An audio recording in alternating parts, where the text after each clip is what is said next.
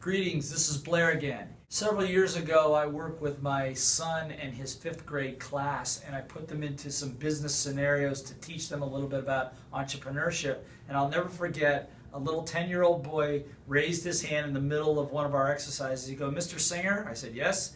He says, "You know what I've learned?" I go, "What have you learned?" He says, "I learned that business is really simple, but the really hard part is dealing with the people." Which I thought was pretty brilliant, coming from a 10-year-old kid in the middle of his 5th grade class.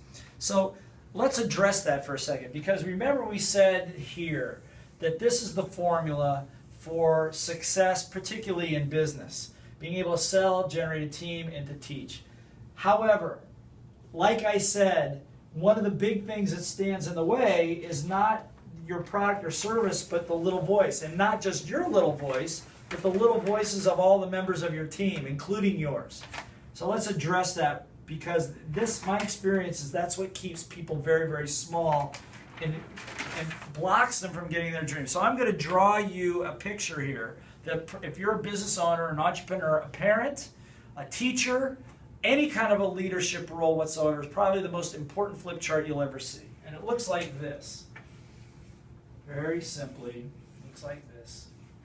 It's a cup, okay? So this is a cup, and you can put whatever you want to in the cup. You put tea, coffee, water, some sort of liquid, whatever you want in the cup. And we call that the content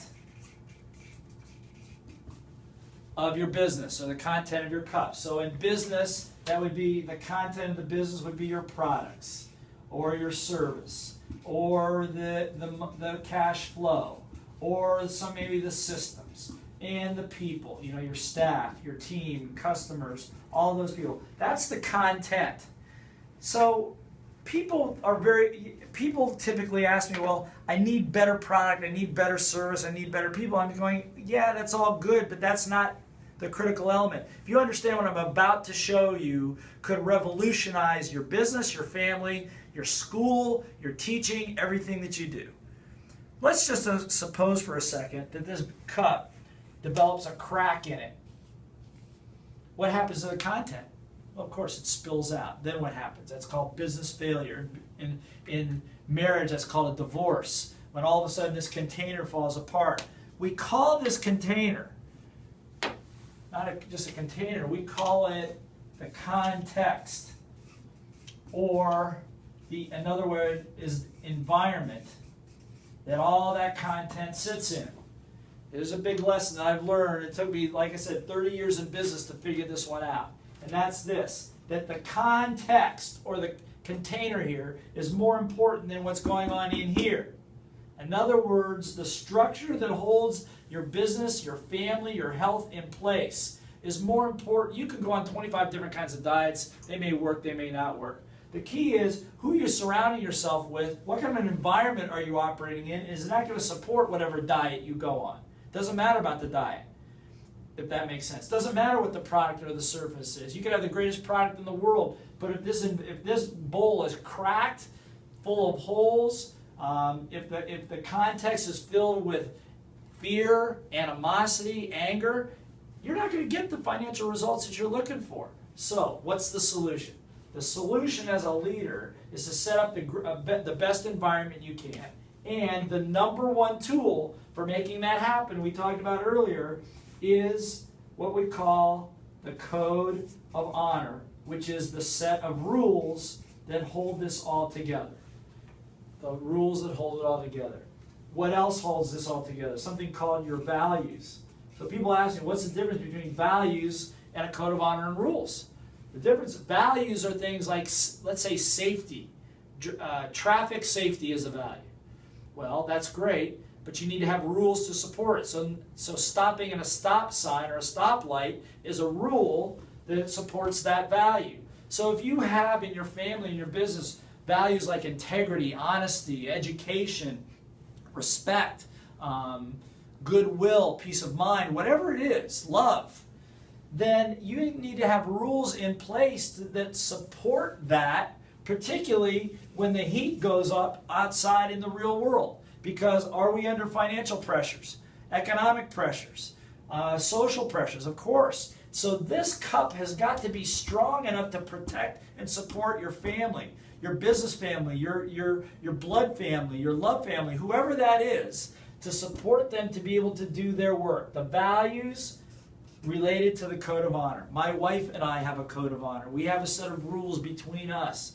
We have a code of honor, a set of rules for our boys, for the family, for our business, for all of our licensees and our affiliate certification people all over the world. We operate by the same set of rules.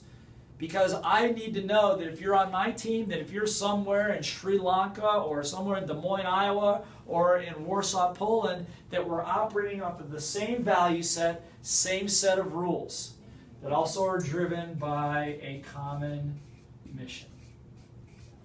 Which is one of our missions is to improve the quality of life by creating, for everybody, by creating the best teachers, facilitators, and trainers in the world.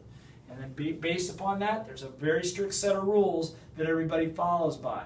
And so what I know is that this right here is probably one of the biggest motivators for getting people to be who they want to be. See, a long time ago, I was told, this was me back in about 1982. You know, I was struggling entrepreneur, trying to make a buck, all of that. And I was told by one of my mentors that if I was able to follow a particular set of rules, a code of honor, that it would force me to be a bigger, better person, and I would actually become the leader, the parent, the coach, the teacher, the entrepreneur that I wanted to be.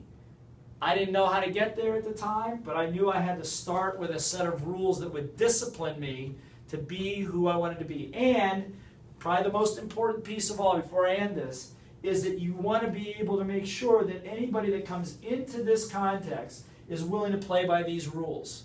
One of my teachers, Mac Newton, 8th degree Taekwondo black belt master instructor, the only one in North America, and several-time world champion Taekwondo, said this. He says, the single most defining factor in your life may be the people you hang around with. Are they playing by the same rules?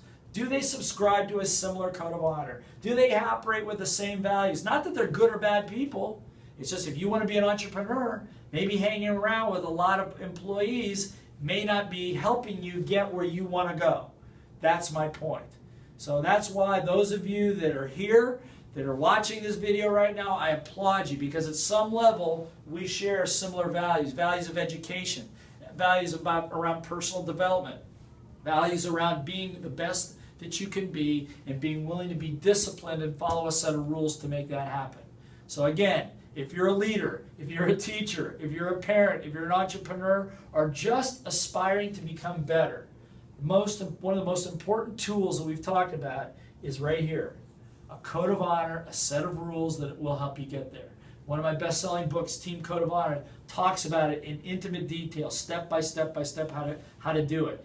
And if you've already got a team right now, I suggest you click below on the link to take the free diagnostic that will tell you what kind of a team you have. Do you have a great championship team? Or maybe you have the makings of one, or maybe you need to blow up the team you've got and start all over again. But answer the simple questions in that questionnaire if you click below and take the diagnostic, and it will tell you your starting point and what you need to do in order to generate a championship team that will help you get your dreams, and so they can get theirs too. Because at the end of the day, if you can help other people get what they want, they're going to help you get what you want.